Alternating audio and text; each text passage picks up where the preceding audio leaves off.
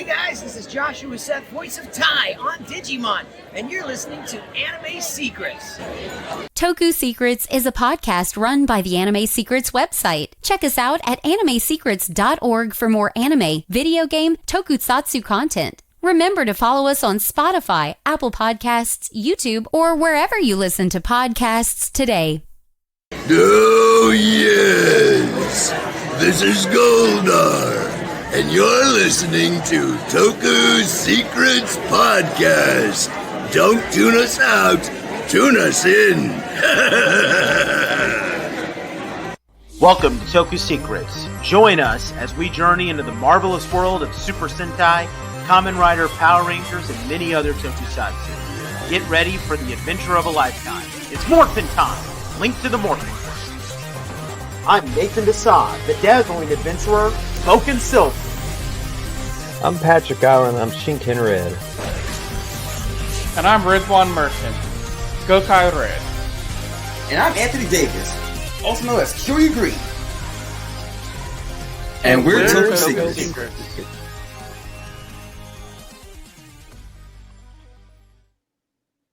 Hey, welcome everyone once again to the Toku Secrets Podcast presented by animesecrets.org, and today we are doing episode number 7 of our Engine Sentai Go-Onger review series. We are taking a look at GPs 31 through 36, Last time we did 26 through 30. We do have to tack one more episode on in this batch, and you guys listening will figure out why at the end.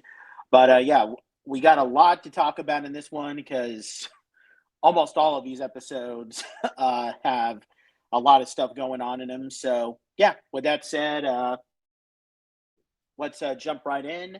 We're going to recap everything that happened in the last batch. The last batch was pretty tame for the most part, with just a few minor things happening. Yogo Stein briefly left the Gaiark because he was depressed over Hirameki Midas being dead. And then he returned, and he's a lot more ruthless and wants to kill all humans. The Go-Ongers got this new mech called the Go-Rotor GT.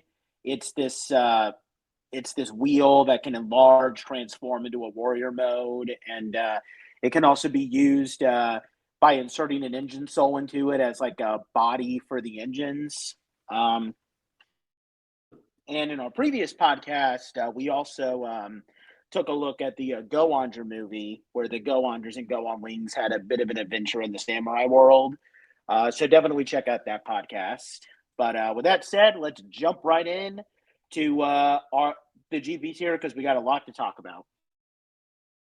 So we're going to start off with GP 31, Idol debut, which is a Saki and Mew-centric filler episode, and this is one of those stupid but lovable episodes, and we'll talk about that in a second. But so this creature from the sound world shows up in the human world, and he keeps getting bigger and bigger with all this sound.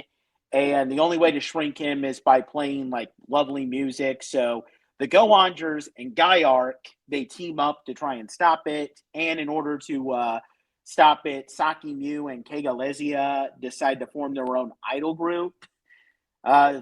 Some information here. G3 Princess, that is the name of the idol group. Believe it or not, they actually had an official song. The song that they sing in this episode, G3 Princess Lat Pretty Love Star Limited, it was apparently an official release in music. So, yeah, that's pretty cool. And another song that was released, Hiroto at one point sings a ballad to the monster. That is actually a sample from an actual song that Hidenori Tokuyama released called Miss You. The G3 Princess engage in this finishing move that involves kicking a ball, which I kind of saw that, since I've seen all the older Sentais, this is kind of a tribute to early Showa era Sentai, where kicking a ball was a quite common finishing move before they developed the Team Bazooka. Now, the reason why the Go-Ongers and Gaiark work together is because the Gaiark only wants to pollute the human world. They don't want to destroy it. And once the monster Lumbiaco is defeated, Kegalizia turns on Saki and Mew, and they get really annoyed by it. And needless to say, this episode was not adapted into RPM. So, yeah, what do we think about this one, guys? Best episode of the season, in my opinion. And I'm not even like I'm joking a tad bit, but it was a really solid episode in my opinion. I loved every second of it. Yeah, this is the most Go-Onger episode in Go-Onger. It really is. Like, I just love the J-pop, I thought it was J-idol cute. thing a lot. Well, I love how the Gaiark generals and them were like casual buddy buds this episode too, just out of nowhere. Well, it was like they're that like- mentality of the enemy of my enemy is my friend in this case. I know, but it's like how they weren't even like, begrudgingly working together. They were like comforting each other when their plans didn't work and stuff. Like, it was odd. Definitely a little weird, but also I thought it was a really refreshing kind of take on dynamic. Yeah, it was. Also, I tried to look this up, but I don't think it was. But okay, so you released a single of Hiroto's song and the G3 Princess song. Give me a release of that Gaiark song, because that Gaiark song was awesome. It was metal. Yeah. No. What I will say is give me like a whole spin-off of the G3 princesses going off and having adventures. And I then, would watch that. And then I don't know, maybe you could have them do like a little crossover, sing with Meat Chrome from Cosmic Fury. That would be awesome. Oh my god. Oh my god. Could you imagine that? Yes, I could. That's why I brought that idea up. That would be really funny, to be honest. I would love that. Yeah, so get those three actresses and then get the entire Cosmic Fury cast and do a little collaboration between the G3 Princess and Meat Chrome. And then from that, you get Izzy and Fern to make them the Z5. Oh, that would be great. And Amelia, make it the real Z6 that we deserve. Yeah, G6. There. We have our idea. Hasbro, I know you're not trying to hold on to the franchise or something. I don't know what you're doing right now, but here's an idea I think you should do. Anthony, you want to add anything? Other than the girls look cute. That's about it. But it was a good episode, though. Oh, I gotta highlight the fact that Hiroto felt so like defeated when his singing didn't work. He was like, I failed. Yeah, Hiroto, when he messes up, can be you feel sorry for the guy, but it's also entertaining to see just how broken he gets. Yeah. Yeah. But yeah, this is there really anything else you can give it other than a 10? I don't think so. Nah, this is probably the best girl power episode in all of Sentai, at least from what I've seen. And I think there's one a little bit later in the season that I think is a little bit better, but it's definitely up there. Yeah, this is the 10 of 10s. And I'm assuming Riz and Anthony give it a 10 too. I already said 10, but yes, I'll say it again. Yeah, This is a 10. I said 10 already. Yeah. I said 10 already too. You must not have heard me. In fact, this is a Z10. Okay, that was kind of funny. But anyway, let's move on to a GP32, which is the first of a two-part episode that sees the debut of a new mech, where the Go-Ongers, they befriend this treasure hunter who's living in the woods with his children, and he's obsessed with finding something that apparently Yogo Stein has some interest in. He's looking for something called the Golden Dragon. He's trying to obtain it so that he can build a better future for his kids. And meanwhile, Yogo Stein believes that the Golden Dragon is actually a Banki Zoku, so one of the Gaiark called Horonderthal, and he dispatches a Banki Jew to try to steal the map and go after it. And when there's this big struggle between the Go-Ongers and Banki Jew, the Golden Dragon suddenly awakens, and it's not a dragon. It is actually a train-like engine mech. I'll go into more detail when we talk about the next episode. But it shows up, it knocks down Engine O and the Banki Engine O G9, and the Banki Jew, and then it rampages off, leading into the next episode. We'll talk about that in a second, but just to get this one out of the way, what do we think about GP32? I love how Sasuke and Hanto were so insistent on helping this guy out because he wants to do this for his kids, and they're like, we do too. So they made it their job to find this thing to help this guy. Like I know that it's a very small thing, but the story with this guy and his kids was just wholesome in a way. I can't hate this. Yeah, I can agree with that. So at the beginning, I'm not gonna lie to y'all, didn't like this guy because of what he was, putting his kids through. Now I understand that the kids still love his dad, and I respect that. But it's like, dude, you got these kids living in the middle of the woods. Like it's not a really good environment for the kids, especially how the housing looks.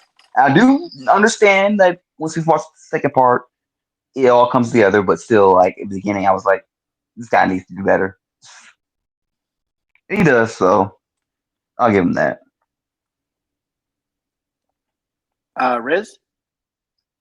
I thought this episode is pretty good. I honestly didn't really care about the Golden Dragon subplot until it was revealed that, hey, these are actually going to be mechs that are going to come in handy later on.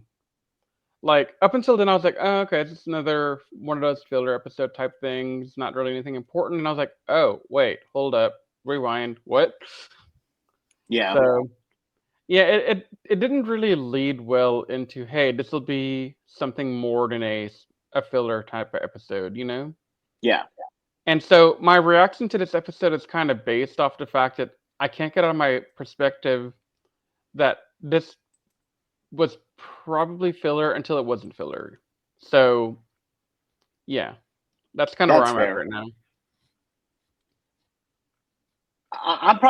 I'm thinking an 8 out of 10 for this one. Yeah, I was thinking an 8. I would do that too. Yeah. Anthony? I gotta guess one 8 too. Okay, cool. Now let's move on to the GP33 Primeval engines, which is the second of the two-part, and it debuts the new mech. And this is a Sosuke-centric episode where Speedor was injured really badly from the previous fight, and Sosuke it goes out looking for those engines to seek revenge for his partner, and the train mech gets formally introduced in this episode. These three things are called ancient engines. They're literal ancestors to the Go-Ongers and Go-On-Wings engines. That's what Corrugator says. And these three engines are, we have engine number 10, Kishama, which is a maroon-colored mammoth steam train hybrid. It is the only one that can be piloted, and it can shoot a blast of cold from its smokestack / trunk. And then we have engine number 11, T-Line, a white-colored Tyrannosaurus Rex / train car hybrid, control remotely, can bite enemies. And engine number 12, K-Line, a blue-colored Triceratops train car hybrid that can do the same thing as a T-Line. For all you RPM fans out there, these three things were all collectively known as the Paleozord in Power Rangers RPM. And So the ancient engines, they're incapable of intelligent speech, although the other engines appear to be able to understand what they're saying. And they want to fight the Gaiark, but they don't want to fight alongside the Go-Ongers because they dislike humans. But then they see Sosuke attempt. So after the Bankiju knocks Gumburo and Seikyo, as well as Busan and Bear RV out of commission, Sosuke tries to fight the giant Bankiju himself without speed ore. And the ancient engines, they look at Sosuke and it's all like, you know what? This guy's crazy and passionate, and we like him. So they decide to join the Go-Ongers. Sosuke is their partner. And with Sosuke piloting them, the three ancient engines, they are able to combine together to form Kyoretsuo, where Kishamath forms the head, main body, and arms, and T and K-Line form the legs. And what do we think about Kyoretsuo, guys? I'm going to have a very funny way to describe this thing and why I think it looks stupid. You know those ticket dispensers you see at a deli? Those big red round thing? Yes. It looks like that with Yeah. limbs. Mhm. Yes. I think this is my least favorite mech in the season. Yeah. In general, and like, okay, like sometimes you get really good looking ones, like the Grand Liner / Super Train Megazord from Go-Go 5 / Lightspeed Rescue.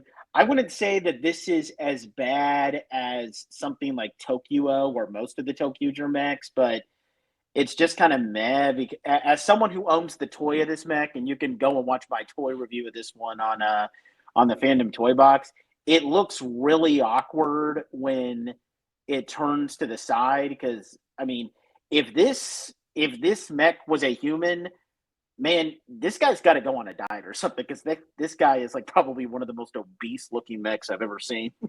When you look at like the stuff like coming out of the side, coming out from his back and his front, it's a really awkward looking mech. Honestly, Nate, this might be the hot take, but I like Tokyo O more than this. I mean, that's fair. That's fair, yeah. Like, I think.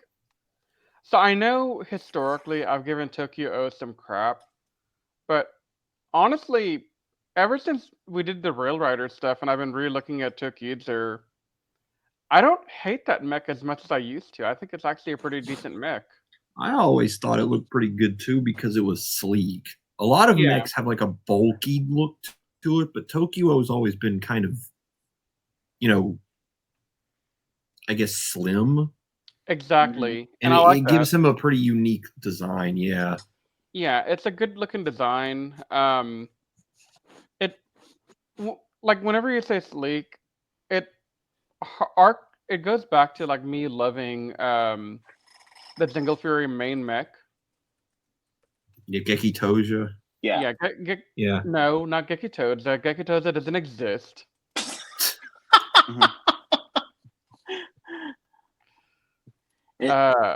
Jungle Pride, I think is what it was called in Jungle Fury. Yeah, Jungle Pride. Yeah. That's the only acceptable name for that mech. It's in the same vein as that, but I think Jungle Pride mech did it better by a lot. Yeah. But Tokyo O is still comparable. Whereas Kyoretsu, dude, that mech is just plain ugly. I can't stand it. And I'm gonna hold off on that part until we get to that point in the story. Carry on, Nate. Yeah, it's kind of a shame though, because I like. I mean, okay, K and T line are a little too plain for me, but I really like Kishamath as an engine, like because it looks cool as like a mammoth steam train. I mean, that's just cool, just even from like the perspective of these are like ancient engines. I really like Kishamath's design. It might be one of my favorite individual engine designs, but yeah, I can agree that Kyoretsuo by itself is not really that good looking. But anyway, so yeah, as with the episode ending, Sosuke has his new mech, Kyoretsuo. He defeats the Bankiju, and the Go-Ongers celebrate their new victory. And we also get a joke that the Go-On Wings make where they speculate, maybe Sosuke was able to get through to these primitive engines because he himself is a very primitive-minded person. Haha. No. Hold up. Let's set the record straight. Like his predecessor, Red was. Yeah, but done a little bit better. No, I'm saying that the predecessor is a better primitive because Sosuke's not as primitive. Yeah, that's fair. But yeah, what do we think about this episode, guys? I have mixed feelings, to be honest with you. So everything to do with Sosuke's interaction with the ancient incident is fantastic. The actual ancient incident part, it didn't do anything for me, honestly. Like it didn't really. It was just kind of meh. Like they could have done a whole lot better with that part of the story, in my opinion. What part? Like the part with just them being reluctant to help and them like I think once we get the explanation in a later episode, it gets better. But as of this episode, I don't really care for the three ancient engines as like a addition to the team. I think one of the things that hurts it is that they're the only engines that don't have like an, I guess, dialogue. So it could be getting their perspective is a lot more difficult than it is with the other engines. Yeah, that's part of it definitely, but for me it's also just I wish there was more like to them, like more story to them earlier on. Like this could have been like a three-parter and it could have broken it up a little bit more, you know?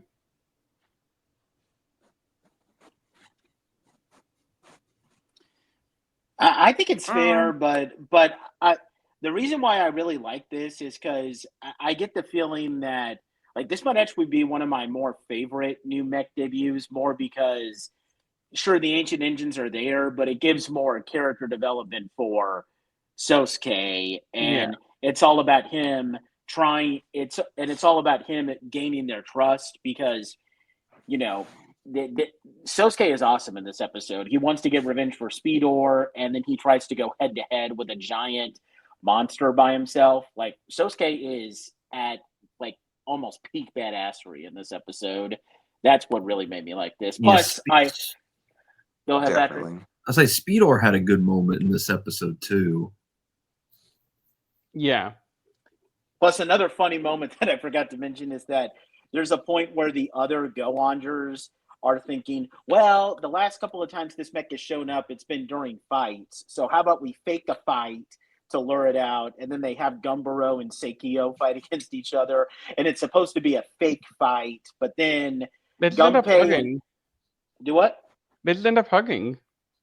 No, but then what happens is that Gunpei and Hiroto start to get a little too into the fight, and then it gets a little aggressive. Yeah. Like that is funny, and it's in perfect character for Hiroto and Gunpei in that case, while Mew and Hanto are like, no, stop, this is a fake fight. I found it funny that it started off as like they were just sarcastically being dicks to each other, and then they were like, okay, no, screw you. Yeah. And it shows that Hiroto's kind of breaking his shell a little bit, and he has his moments where he gets a bit more emotional. Like in this scene, like where he like just like, oh well, screw you, I'm gonna kick your ass now, you know? Yeah. And that's I like that for him. I do, I really do. It's good movement for him. Also, before I forget, I think this is the most useful I've seen Corrugator be all season. That's sad. It is. Like, could he not have been a little bit more useful throughout? Because he only comes in to explain, like, oh, hey, these are ancient mechs that were lost in time. Oh, hey, here are the winged race that we don't know anything about, but I've heard a rumor of them. He's basically like the equivalence of a gossip girl. Like, he knows all the gossip going on in the engine world, and that's all he does. Like, he knows he knows the tea, basically. Yeah, he knows all the tea. I mean, shouldn't Jumbo Whale know more than Corrugator? Like, that's I what I think Jumbo keep saying. Whale would have been better. Yeah. Like, honestly, Corrugator should have been one of the ancient mechs where he just didn't talk and he's just like a making alligator noises or something. Or just say Gator Gator like a Pokemon. Gator Gator. Gator. No, I would have hated him more.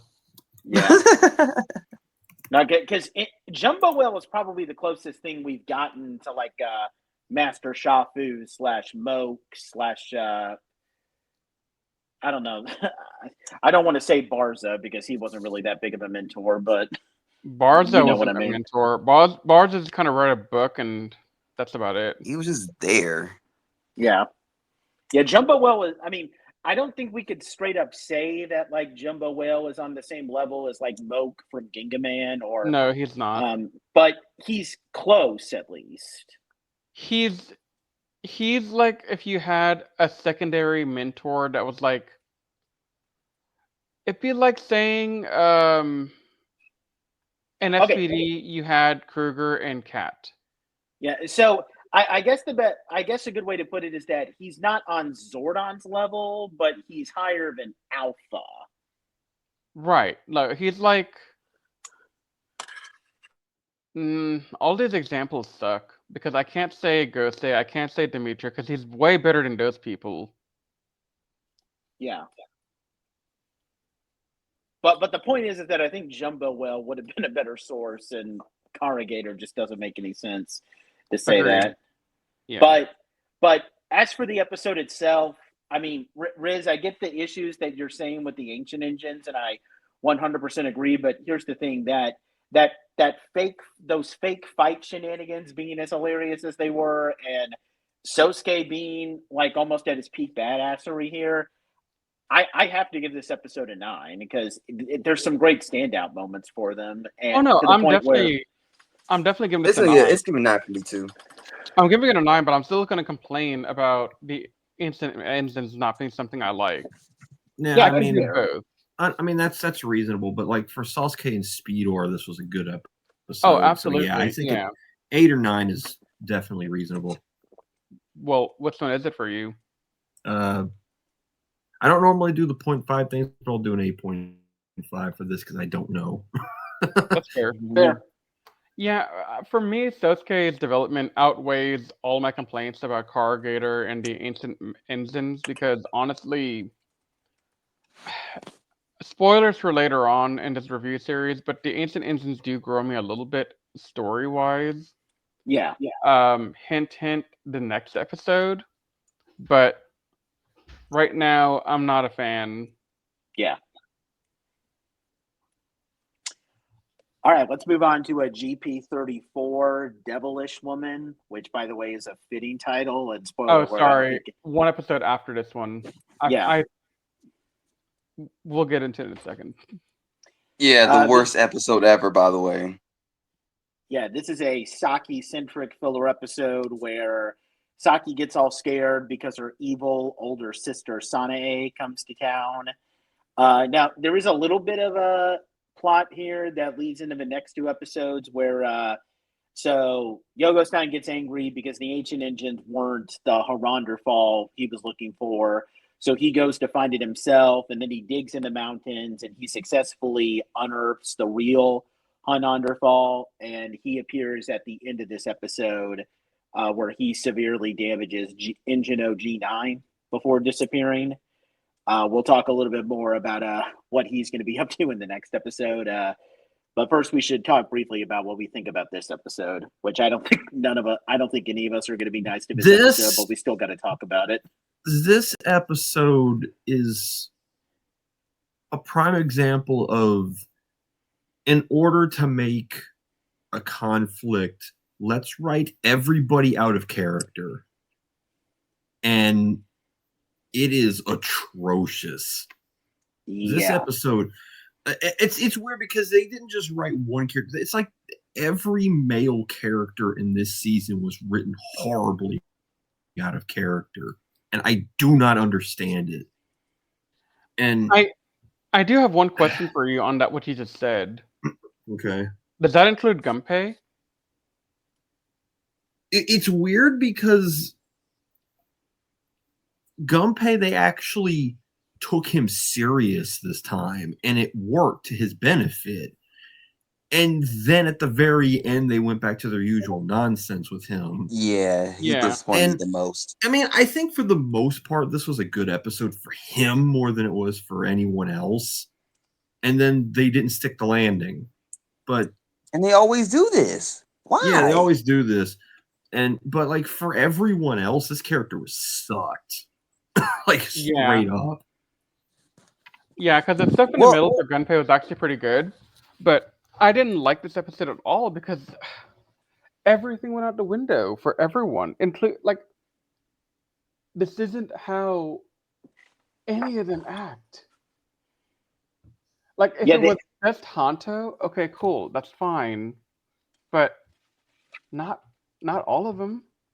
Yeah, why was Ren simping doing that? No, I shouldn't say that. I shouldn't try to use that word here. Why were they fawning over? Why was Hiroto almost kind of half doing it before Mew dragged him away by his ear, like how Misty drags Brock by his ear in every episode of Pokemon when he starts falling for a girl? Like, and here's the thing, the ending of this episode is what ruins it for me, because like if they just went with a plot where like Saki's sister comes to town and she's mean, but then they make up and everything ends all happy handy dandy, that's great, but they have to end it on such a mean spirited tone where she steals the Genjiro and then sells it for money and then just walks away and literally tells Saki, I just wanted money from you, but I got money now, but yeah, I'll return when I need money again. Like, oh my God, you are one of the worst people in the world. This woman is a word that I can't say. You know what? I'm gonna do something very rare, guys, but I'm shocked even saying this right now. I hate this character more than I hate Ryuga. Ooh, that's carrying a lot of weight. No, Dan still sucks. I mean, like even that's just me though. Like even the Go-Ongery jokes don't work in this episode. Like that shot where it cuts to her at the dealership having sold their van. I know that was supposed to be like a very sudden, like this is hilarious thing, but it just didn't work.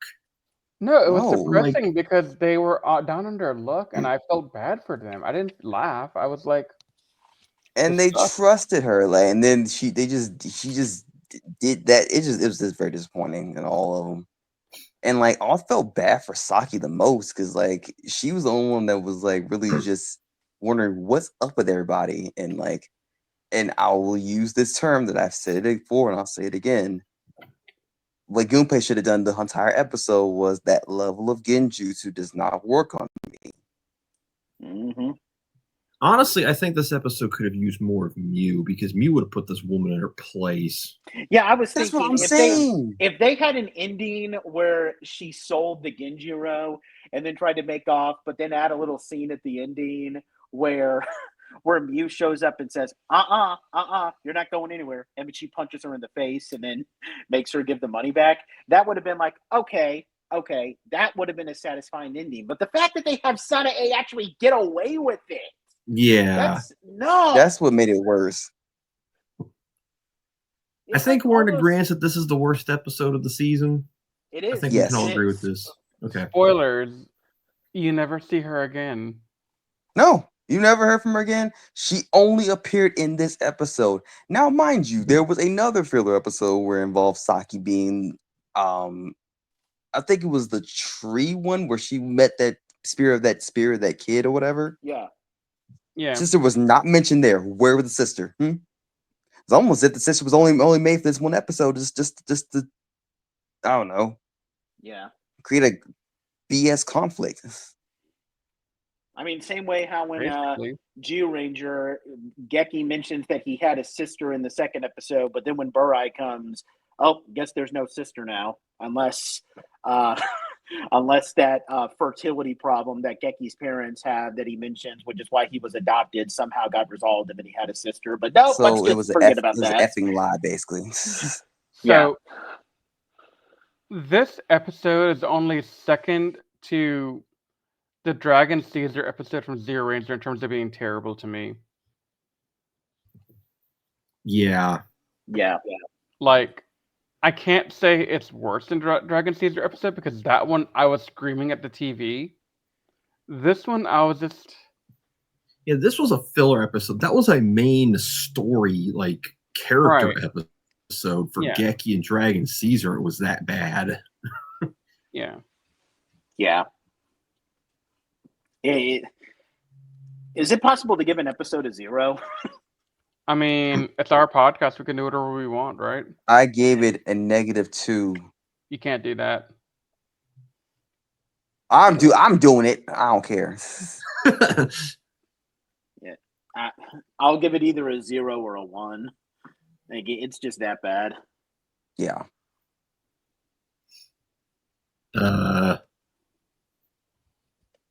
I'll give it a 0.004. I don't know. I'm just coming up with something that makes it sound like I don't care. How low can you go? I'm gonna not mad at limbo you, this crap. Riz? I'm gonna go with a 0 because there's nothing redeeming about this episode. Yeah. Like, I was starting to feel like, okay, remember how I said a couple of podcasts ago that at some point I predict Gunpei will rise out of D tier to the C tier? Remember that? Uh-huh. Mm-hmm. Okay. Watching this, I was like, oh, hey, is this the moment where I finally change my mind and say he's not a D tier anymore? Because he's finally doing something I can relate to and I think is a good move for his character. And then they ruined it at the last second. I'm like, wait, you brought him back to where he was. He's not C tier anymore. He's back at D tier. So for a brief moment of like 10 minutes, Gunpei was bordering into C territory for the first time in his life. So Fair. for that, it gets a 0. Yep. We were rooting for you, Gunpei. We were all rooting for you. Anyway, let's move on to a GP35 Engines Bonds, which is the first of a 2-part battle with Yogostein, and it also features the debut of a new mech, but we'll get to that. So, Yogostein unleashes the true Horanderthal on the world, which leads to a vicious battle. The ancient engines reveal that Horanderthal was an ancient monster who came to the human world millions of years ago. He used his powers to wipe out the dinosaurs, and the ancient engines chased him into the human world and fought him, and they fossilized him and themselves into the earth. The other engines are damaged by Horanderthal, so Sosuke attempts to fight him off with Kyoretsuo, but then Horanderthal uses his powers to corrupt Kyoretsuo and send it after everything.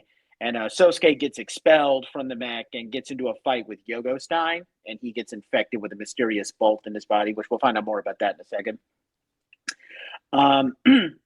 So Kyoretsuo first fights off Seikyo and Gumburo, but then he gets freed after fighting Engino. And inspired by the partnership between the engines and humans, which is what freed them, the ancient engines encourage all the engines together to combine. And that leads to the Go-Ongers unlocking their ultimate mech formation, Engino G12 formation. All you RPM fans out there, this was called the RPM Ultrazord.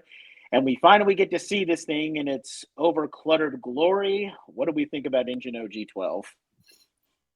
I'm just gonna say it. I think it's the best final combination mech in Sentai because it's everything is a part of one body. And I'm a sap for things with multiple wings. This thing has like 4 wings on it, and that's just cool.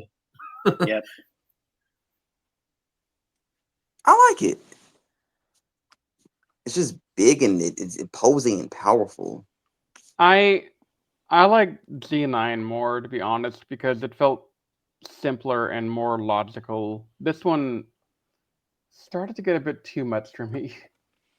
But that's what makes it so glorious. Well, okay, so for me, I don't like I like mechs that make sense or look sleek. Like the Jungle Pride mech, that's a sleek mech, you know. This, I mean, even the Ultra Zord and MMPR I like more than this, like as a final mech combination. So that's my thoughts on it. I know I'm being contrarian, but I mean, everybody's got their own tastes. It's just, yeah. I mean, I what is your respect. favorite Ultimate Sentai mech then, Briz? Come back to me with that like later on in life, and I'll answer that. I don't know. Okay. I just give props to this because it's the only one where everything is like one mech instead of it being like something riding something else or half of them being a weapon or something. No, that part of it is cool. I'll give you that, but it just I wish it was a bit cleaner, you know? I mean, what can you do? It's 12 things hooked together. It's not going to look clean. That's the problem. We have too many mech. It's like Shoutmon Cross 7. It's a mess, but you just kind of learn to love it. Like even the majority of Samurai Hao is like this cart like throne that the robot portion is standing on. So, but even Stoutmon Cross 7 I like better than this. I mean, I do too, but it's still a mess. It is. Yeah, but I think if we had stopped at Z9 as the final mech and we didn't bring in the ancient engines, this would have been a great final mech. That's my opinion, though. I mean, fair enough. But yeah, with Engine OG-12, the Go-Ongers, they defeat Haranderthal, and Yogo-Stein uses this gear that he infused with Haranderthal to power himself that gives him Haranderthal's left arm. And the Go-Ongers and Go-On-Wings prepare to return home, but then that gear that infected Sosuke's body, it starts to take effect. He falls unconscious, and his body rusts away. Sosuke is dead. And that's the end of that episode. What do we think about this one? One of the things good. You want to go first? Okay. One of the things that I mentioned, I think it was way back when we were doing the Sentai like overview thing for like, what was it, like the 100th podcast episode we did or something? 50th. Yeah. 50, yeah. I mentioned that Go-Onger starts off really goofy and then gets more serious as we get near the end. This is when the more serious stuff starts happening. Yeah. This and the next episode kind of lean into just how demented the ending to Go-Onger can kind of get, because this is intense. And the next episode is going to be more intense when we get to it. But I think, I don't know if it was just you, I don't know if it's me, but I think at least, like we talked about those Samurai Hao ironically, but I think the G12's introduction was kind of underplayed a little bit. I don't know if that's just me. Because I didn't feel that way. Yeah, I feel like this was more of a setup for the next episode, and they just so happened to debut Engine OG-12 here. Now I feel like it's more appropriate. Now, don't get me wrong, with the way that they were building up Haranderthal, it's an appropriate way to debut it. It's not as bad as the next thing in Shinkenger where they had Samurai Hao debut against just some standard monster. But at the same time, yeah, this is ultimately just a setup for the next episode. Yeah. But yeah, you can go, Riz. I was just gonna say, this felt like the actual endgame arc to me, the way things are going down. And it's something I noticed happen in Sentai more often than not, where we get some crazy big event happen, and then I'm like, oh hey, this should have been the finale, because this would have been a great ending to the season, and then they continue on. It happened in Gingaman, and it happened here. I'm not complaining in either case, because I think both end pretty well, but I'm just saying that this would have been a really good finale if we had chosen to end here. Yeah. Not on Susuke dying, but in the next episode after this one. Yeah. I know you haven't gotten to the finale arc yet, right? In your watch through, Riz. No, I'm not there yet, but yeah. This atmosphere is kind of what the final arc is like. So I kind of figured. If you like this and it's why I mentioned this when we were talking. I can't remember what season it was we were talking about when we were talking about finale arcs. And I said that Go-Onger has probably one of the best ending arcs in Sentai. I mean, you'll see when we get to it, but yeah, the tone and the feeling around it it's ridiculously tense. And this is just a small taste of that. But yeah, I think like 9 probably. I would give this. Yeah, I could see that being a 9. Yeah, I think definitely a 9 9 is for me good too. for 35. Yeah. Okay, let's I move on to agree. the last batch here. The last episode of this batch, GP36, Sosuke Eternally, which is the second of a 2-part final battle with Yogo Stein. So, yeah, Sosuke is dead, and the Go-Ongers, they all feel hopeless, and Yogo Stein begins using Harandrathal's powers to basically do exactly what's happening to Sosuke. He's unleashing this wave upon the human world, causing everything to turn to rust. And when the Go-Ongers try to fight back against him, he steals their changed souls, which takes away their powers. And at first they give up, but then when they remember all that Sosuke did and, they think, what would Sosuke do? They regain their fighting spirit and they fight back. And believe it or not, they actually managed to just barely overpower him while untransformed.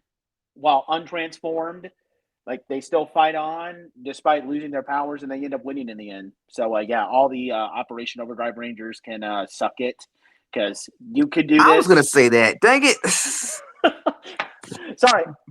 Anytime I get an opportunity to bash the Overdrive Rangers for doing that stuff, I will take it. Damn it. But, yeah. That is Nathan's punching bag. I have mine. Patrick has his. Anthony has his. There's your punching bag, Nate. Yeah, cool. But anyway, so then when Yogo Stein enlarges, they use the engines. They're able to use them despite not being able to transform, and they're able to damage him and retrieve their change souls, and they're able to transform again. And they form Engine OG-12, and they defeat Yogo Stein, returning the human world to normal. Yogo Stein barely survives, and he attempts to flee with the Harandrathal bolt, but then Sosuke, who recovered through his sheer passion and refusal to die, he returns, and Sosuke takes on Yogo Stein in a vicious one-on-one battle and defeats Yogo Stein for good. And that is how this episode ends. What do we think about this one, guys? 1, about time Yogo Stein is gone. 2, Sosuke is amazing. 3, the entire team is amazing for everything they did. 4, this is a 10 out of 10. 5, amazing work. Great job. Finale, lovely writing here. Yeah, I like how and we haven't really talked about this much, but from when Himeki Midas was killed, Yogo Stein has been on this very gradual decline. He went on a solo rampage when he died, and then he vanished for a little bit. And all this stuff, you could tell that he didn't take Himeki Midas' death very well, and this is kind of the culmination of all that buildup that they've given him gradually throughout the season. He just loses his mind, and his plan was pretty thorough. He had him beat, but the Go-Ongers just flipped the badass switch. And yeah, that final little stare down between Sasuke and Yogo Stein was elite. Just this episode is amazing, man. I just also love the fact that when Sosuke confronts Yogo Stein, and you'll see him oh my god, it's Sosuke. He's fine. And Hiroto literally just he just pauses. He just tells him to stop. Let him cook. This is his fight. And this man really kill him. Sosuke doesn't have this one-on-one fight with him. Yeah, and Sosuke doesn't talk. Nope. he's serious for once. Like Sosuke was like, I'm not playing around with you anymore. Well, I mean, Yeah. that's partially because Sosuke is still trying to recover from being resurrected and all time to fight, I think.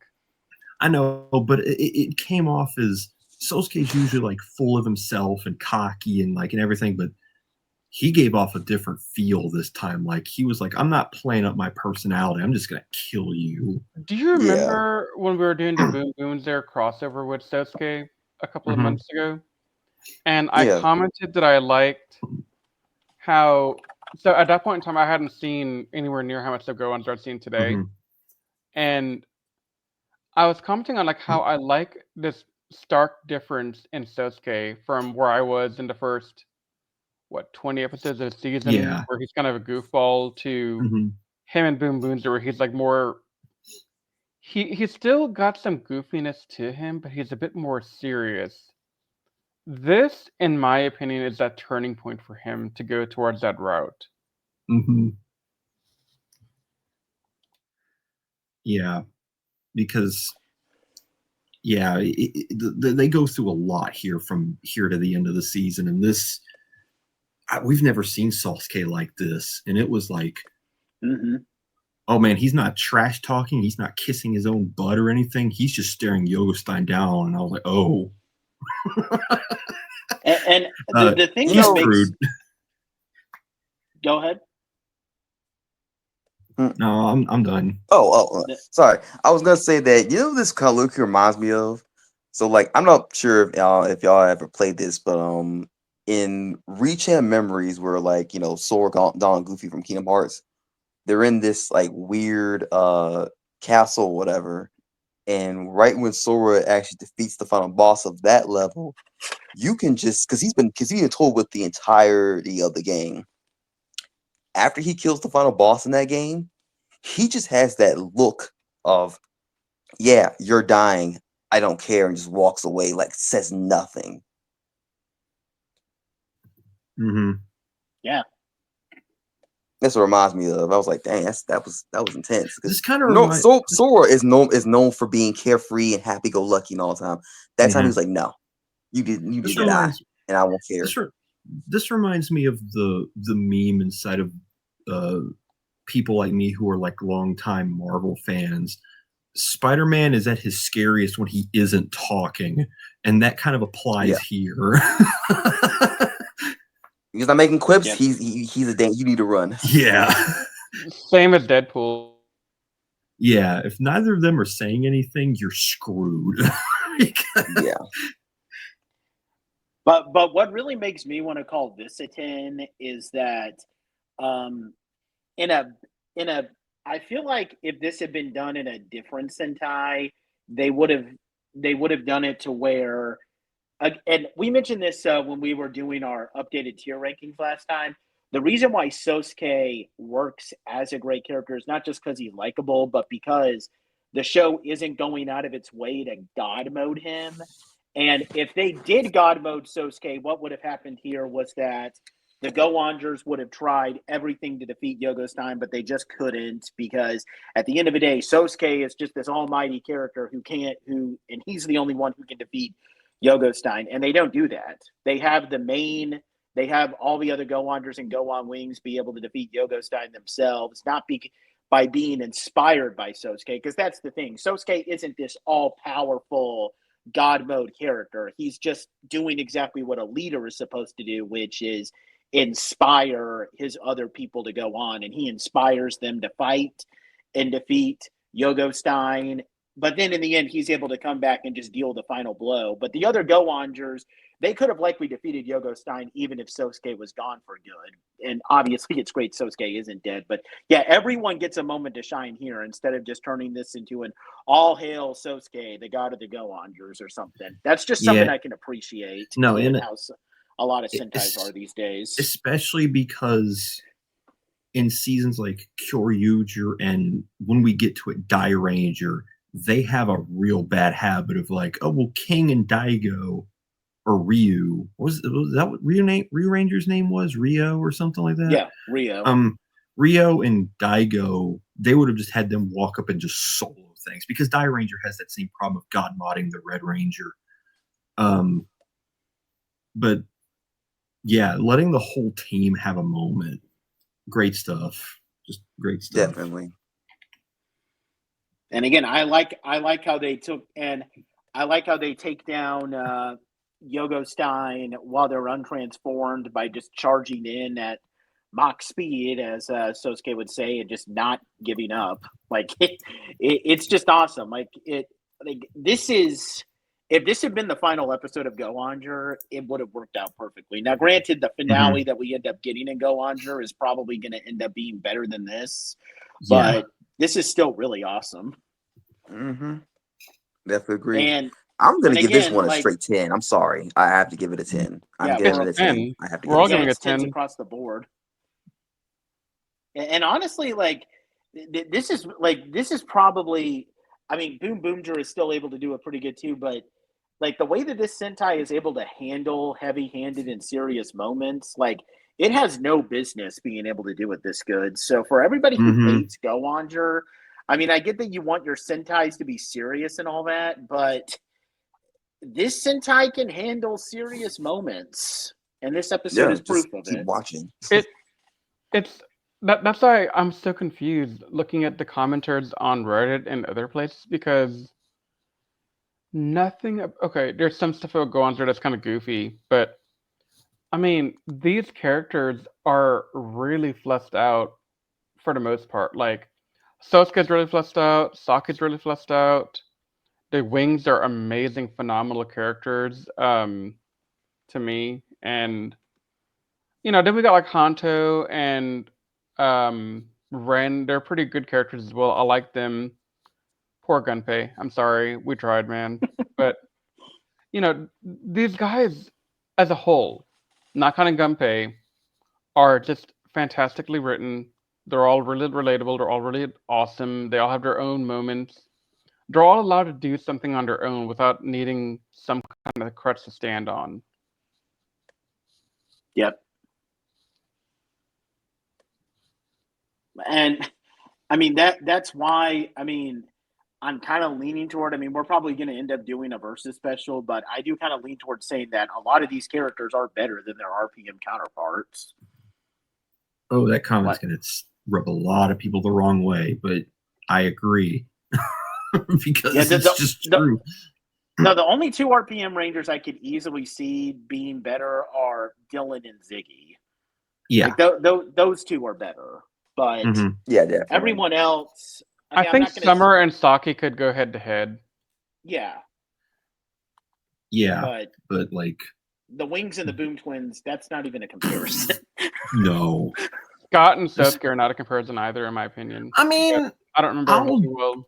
I think you're underselling Scott a little bit. I don't necessarily think that he himself is the problem. It's his dickhead of a dad is the problem his character arc. You also forget what I've been saying throughout the entire review series, Patrick. My memory of RPM is really bad. I know. I'm just stating that Scott isn't inherently a bad character. It's just that they write the people around him to just be unreasonably difficult on him for no reason. Yeah. Commander Truman's a poohead. Oh, really? Yeah, I cannot stand him at times. Like I can't stand him either. But we all gave this last episode 10s across the board. Do we have anything else we want to add before we wrap up here? Because we don't have to do our updated tier rankings until we reach the end of the series. So anything else we want to add? I'm good. We're kind of getting on the home stretch here, and the stakes have been raised. Yeah, so. and it. The next episode might not. The next two batches definitely have some good episodes. There's no bad episodes here aside from the one with Saki's sister, so there's not going to be any more bad episodes. But I'm, as someone who's kind of watched a bunch more of these episodes in advance, I am hyped for us to get to the end game arc because that is going to be fun. I'm so ready to talk about the next set of episodes as well. Those are going to be a lot of fun. Yep. And that's a good way to leave off, guys. We have our final mech in Go-Onger. We had a really awesome and badass final fight with Yogostein where everyone got to shine. And we are entering the home stretch, guys. We will be taking a look at GPs 41, up to 41 next time, so 37 to 41, and then we'll be doing 42 to we'll be doing 42 to 46 after that, and then the end game arc. So we will be wrapping up Go-Onger very soon, and we hope you guys will join us for all of those podcasts. This has been a really fun ride, and we're looking forward to finishing it up before the end of 2025. And we'll see you guys next time for episode number 8 of our Go-Onger review series. But until then, bye for now.